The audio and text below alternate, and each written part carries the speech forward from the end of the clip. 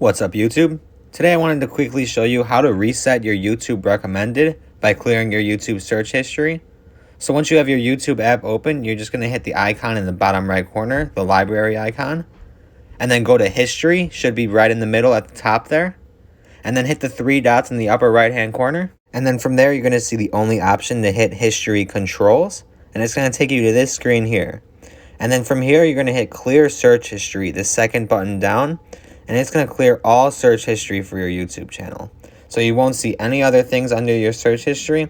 And then also, once you go to the home page from now on, it'll come up with completely different results than you had before. This is really helpful, especially if you're like myself and you get down a rabbit hole on YouTube and then all of a sudden your recommended is taken over by videos that you don't want to watch anymore.